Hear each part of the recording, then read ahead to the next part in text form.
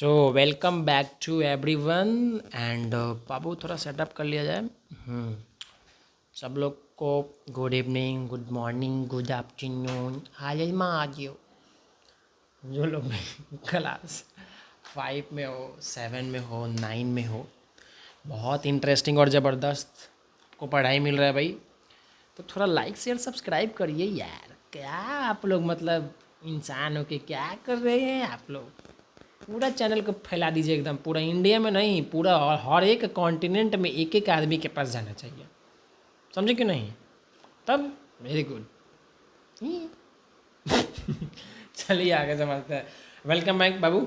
अभी आप लोग को एक टॉपिक समझना। लास्ट टाइम मैंने जो एक वीडियो डाला था वो पार्ट 1 था, जियोग्राफिकल डाइवर्सिटी ऑफ इंडिया, यानी कि हमारा भारत की भौगोलिक विविधता। 12 अलग अलग आप लोग समझे थे। बेसिक तो समझिए गए थे कि भारत, लास्ट टाइम बताया था कि भारत कहाँ पड़ता है। एक बताए थे गोल्डन क्वाड्रिलेटरल ऐसे बन रहा था, है ना?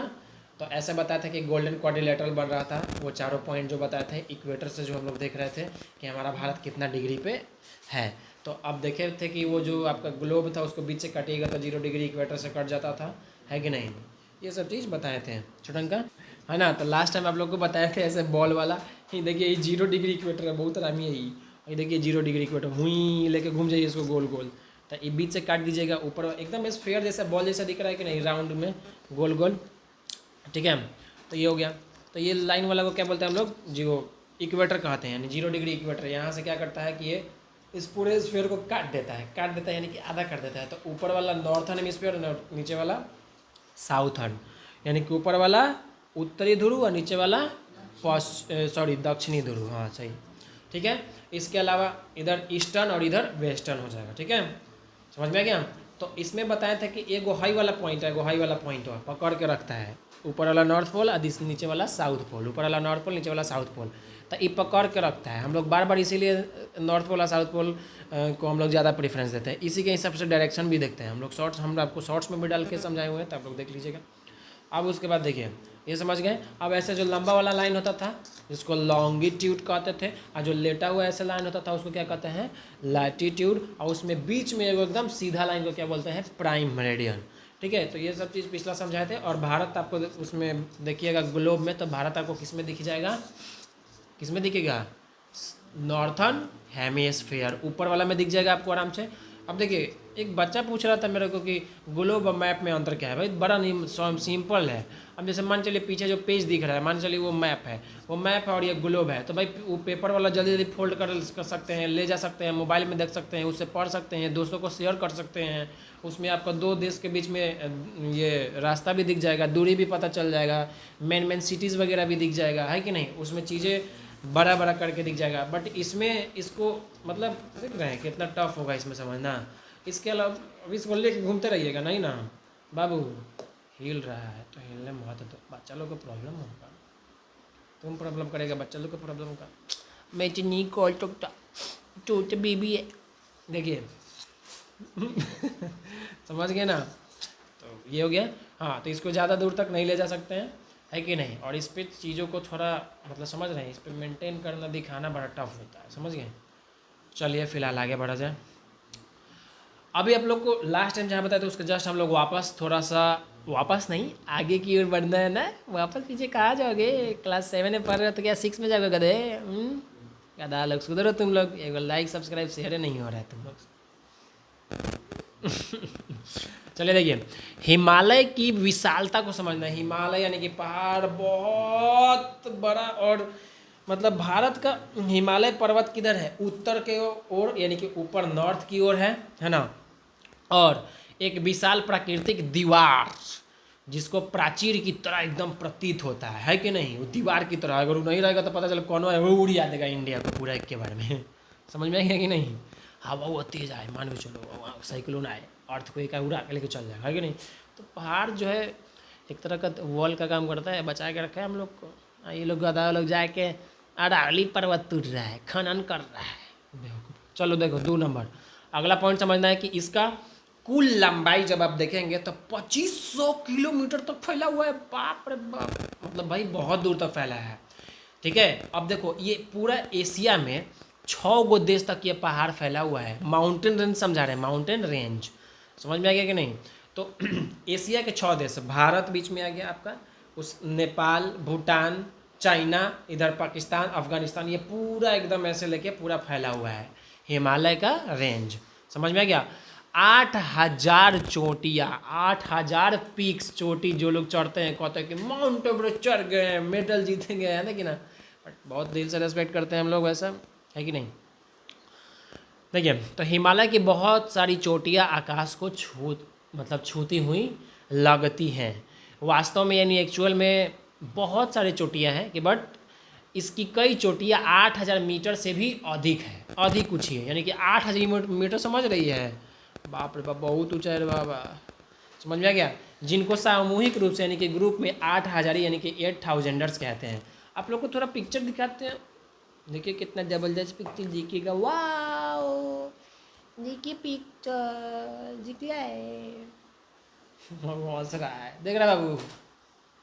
हाँ, तुम भी देखिए लो। हाँ वही है, वही है, सही समझ लिए, बिल्कुल बिल्कुल। चलिए अब आगे देखिए, ये समझ गए आप लोग? तो 8,000 ही समझ गए। अब नदियों का उद्गम और इम्पोर्टेंस को समझना है ना? तो गर्मियों में यहाँ का बर्फ़ क्या होगा? पिघलेगा। अब पिघलने के बाद कहाँ जाएगा? सिंधु, गंगा, ब्रह्मपुत्र जैसे बड़े बड़े नदियों में जाके मिल जाएगा। समझ में आ गया? और मिलने के बाद ये नदियाँ करोड़ों लोगों को पानी पीने का, प्लस में खेती के लिए सिंचाई का, और उद्योगों के लिए जो फैक्ट्री वगैरह होता है उन लोगों के लिए जल यानी कि पानी उपलब्ध कराता है। अगर पिघलना बंद हो गया तब क्या होगा? पानी नहीं मिलेगा, ना सिंचाई होगा, ना आदमी रह पाएगा, ना पानी मिलेगा, ना जानवर को भी दिक्कत हो जाएगा, खेती बाड़ी होगा नहीं, तो कैसे हम लोग जिंदा रहेंगे? दलिया टपक जाएंगे दादा। समझ में आ गया? ये हो गया। अब आगे समझिए। अब इसके बाद तो यहाँ नदियाँ तो समझ गए आप लोग। हाँ, अब देखिए, इसी कारण हिमालय को यानी कि माउंटेन को क्या कहा जाता है? एशिया का जल शिखर। एशिया का जल शिखर आपके बुक में, जो लोग इंग्लिश मीडियम में बच्चे हैं उन लोगों को बुक में दिख रहा होगा। उसका क्या लिखा हुआ है देखिए बाबू, एक बार चेक करिए, कौन सा? वाटर टावर ऑफ एशिया लिखा होगा। ठीक है बाबू, अब आगे समझिए हम। अब देखिए, अब यहाँ का सांस्कृतिक यानी कि कल्चरल और आध्यात्मिक केंद्र भी है। आध्यात्मिक मतलब समझ रहे हैं ना? जहाँ बैठ के ओम नमः शिवाय, ओम नमः शिवाय, ओम नमः शिवाय, ओम नमः शिवाय पूरा जाप लोग करते हैं भाई। पहाड़ पे ऋषि मुनि लोग भी जाते हैं वहाँ पे, है ना? चलो बाबू ओए, इधर देखो। देखो, हिमालय अलग अलग संस्कृतियों और आस्थाओं का केंद्र माना जाता है कि नहीं? बहुत सारे साधु संत लोग वहाँ पे जाते हैं। बाप रे, बर्फ़ में बैठ के पूरा देह बर्फ़ से ऐसे ढका हुआ रहता है और वो लोग ध्यान कर, बाप रे, बहुत कलेजा चाहिए, बहुत हिम्मत चाहिए। ठीक है, समझ में आ गया? तो वहाँ पे पवित्र भी माना जाता है। यहाँ बहुत सारे मठिया बनाए गए हैं, मंदिर भी है। ये दुनिया भर से यहाँ संत, गुरु और साधु संत लोग वहाँ पे आते हैं, महात्मा लोग आते हैं, और जो साधक जिनको कहा जाता है वो लोग भी वहाँ पे आते हैं। और वो अपनी ओर मतलब क्या करते हैं? साधकों को माउंटेन क्या करता है? अपनी ओर आकर्षित करता है कि वहाँ पे आप शांति से नेचर के साथ, भगवान के साथ अपने आप को कनेक्ट कर पाएंगे। समझ में आ गया? आया। अब आगे समझिए। अब देखिए, गंगा का उद्गम यानी कि हमारा जो गंगा नदी है उसका कहाँ से वो आती है? एक बच्चा भी सवाल पूछा था, तो बाबू ध्यान सुनो। भागीरथी नदी यानी कि गंगा का, अगर गंगा का कोई सहायक नदी यानी कि हेल्पर नदी है, जैसे समोसा का हेल्पर कौन है? आलू। समझ में आ गया? वैसे ही तो भागीरथी नदी जो है वो गंगा का सहायक नदी में आता है, जो कि उत्तराखंड में गौमुख नाम स्थान से निकलती है। गौमुख कहाँ से निकलती है? गौमुख कहाँ है? गौमुख उत्तराखंड पहाड़ियों में है। ठीक है, समझ में आ गया? तो भागीरथी नदी कौन है? गंगा की सहायक नदी है। बाबू इधर बुक लाओ, लाओ इधर, तुमको मिलते रह जाएगा, देखते रह जाएगा। हाँ लिखा है ना, देखो यहाँ पे गौमुख, आलू बम मसाला कम, टिंग टिंग टिंग टिंग, दिख गया? अब देखिए एक और, ये तो माउंटेनियस बच्चा लोग देख ही लेते, मोबाइलों में देख लेते हैं। चलिए, समझ में आ गया। अब आगे बढ़ा जाए, पकड़िए। अब देखिए, तो हाँ वही बता दिए। तो भागीरथी नदी कौन है? गंगा का सहायक नदी है। वो कहाँ से शुरू होता है? कहाँ से निकलता है? तो गौमुख से। ठीक है। जो गंगोत्री यानी कि जो ग्लेशियर का भी जस्ट मुहाना देखे थे जहाँ से ग्लेशियर पिघलता है, और यह भारत हिमालय के सबसे बड़े हिम नदी में से एक माना जाता है। समझ में आ गया? वहीं से नदी का उद्गम होता है। समझ गया कि नहीं? एक रोचक, बड़ा इंटरेस्टिंग एक हिस्ट्री है, बहुत ज़बरदस्त है बाबू, ध्यान से सुनिएगा आप लोग। ठीक है। तो हिमालय का निर्माण यानी कि पहाड़ का बनना बहुत लंबे समय भारत गोंडवाना नाम का एक बहुत बड़ा विशाल भूभाग का हिस्सा था। भूभाग मतलब पूरा ज़मीन। और अफ्रीका के करीब अफ्रीका के बगले में था। उत्तर की ओर यात्रा यानी कि नॉर्थ के तरफ, मतलब कि समय के साथ साथ भूभाग जो है वो अलग अलग होते चला गया, और सब का सब उत्तर की ओर यानी कि पहाड़ की तरफ ऊपर दिशा में बढ़ते चल गया। तो कैसे कहा जाता है कि सब लोग आगे बढ़िए, ऊपर बढ़िए, है कि नहीं? तो वैसे ही सब उसे पहले वैसे ही पूरा ऊपर चलने चल गया। अब देखिए आगे। तो इसके बाद क्या है लगभग 5 करोड़ साल पहले यह यूरेशिया नामक भूभाग से टकरा गया। कौन? भारत। यूरेशिया कौन है? भूभाग। भारत जब टकराया तो भारत का हट होने धकेल दिया। समझ में आ गया? तो अब नॉर्मल समझो, जब तक कोई चीज़ टकराता है तो देखना इसे उठ जाता है वहीं। समझ में आ गया है कि नहीं? समझ में आ रहा है? जैसे मान के चलिए पन्ना है, पढ़ाई देखिए। ठीक है। देखो, 2 गो पन्ना टकराने से मतलब ऐसे उठता है, नॉर्मल समझ लीजिए बाबू। देखिए, समझ लिए? हाँ देखिए, तो ये क्या होता है कि फोल्डिंग का प्रक्रिया। फोल्डिंग मतलब क्या होता है? फोल्डिंग मतलब वलन।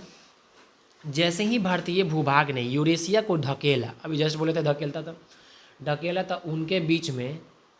उनके बीच का जो ज़मीन था उसमें सिलवटें यानी कि फोल्ड पड़ गई। फोल्ड मुड़ने लगी, और वह मुड़ने के बाद ऊपर उठने लगी। ठीक है, ऊपर उठने लगी। इसी तरह से बड़ा बड़ा पहाड़ का निर्माण हुआ है, यानी कि बना है। निरंतर विकास, बहुत डेवलपमेंट हुआ। भारत आज भी धीमी गति से लगभग 5 सेंटीमीटर हर साल एशिया के तरफ बढ़ रहा है। 5 सेंटीमीटर, हाँ जी वही बता रहे हैं। समझ में आ गया? हर साल कितना? 5 सेंटीमीटर। ला बाबू इधर, जितना भी बच्चा लोग वीडियो देख रहा है एक्चुअली हम यही समझा रहे हैं। ठीक है। अब देखिए, तो लगभग कितना एशिया की तरफ हर साल 5 सेंटीमीटर बढ़ा है। इसका मतलब क्या है कि 1000 साल में इसका ऊंचाई कितना हो जाएगा? 5 मीटर बढ़ जाएगा। समझ में आ गया? इसके आगे आप लोग को अगला क्लास में समझा देंगे। ठीक है, चलिए फिर अगला वीडियो मिलते हैं बाबू लोग।